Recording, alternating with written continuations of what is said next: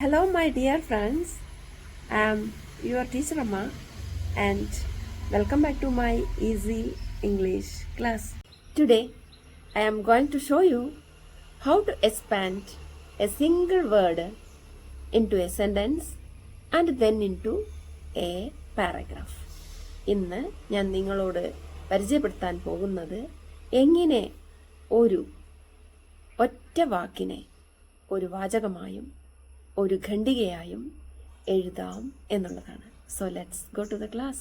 അപ്പോൾ നമുക്ക് നേരെ ക്ലാസ്സിലേക്ക് പോകാം.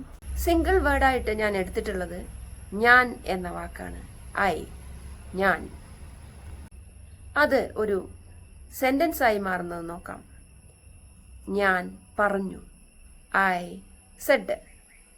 I said. ഞാൻ പറഞ്ഞു. ഞാൻ പറഞ്ഞു. ഞാൻ ഒരു കഥ പറഞ്ഞു. വാചകം എങ്ങനെയാണ് വലുതാവുന്നത് എന്ന് നോക്കൂ. ഞാൻ പറഞ്ഞു. ഞാൻ ഒരു കഥ പറഞ്ഞു. I said. I told a story. Said told ആയി മാറുന്നു. I told a story. I said. I told a story. I told a good story. ഞാൻ ഒരു നല്ല കഥ പറഞ്ഞു. I told a good story. I slowly told a good story. I slowly told a good story. ഞാൻ പതുക്കെ ഒരു നല്ല കഥ പറഞ്ഞു. I beautifully and slowly told a good story. ഞാൻ മനോഹരമായി പതുക്കെ ഒരു നല്ല കഥ പറഞ്ഞു.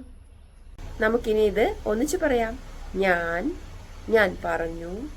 ഞാൻ ഒരു കഥ പറഞ്ഞു. ഞാൻ ഒരു നല്ല കഥ പറഞ്ഞു. ഞാൻ പതുക്കെ ഒരു നല്ല കഥ പറഞ്ഞു. ഞാൻ മനോഹരമായി പതുക്കെ ഒരു നല്ല കഥ പറഞ്ഞു. I said. I told a story. I told a good story.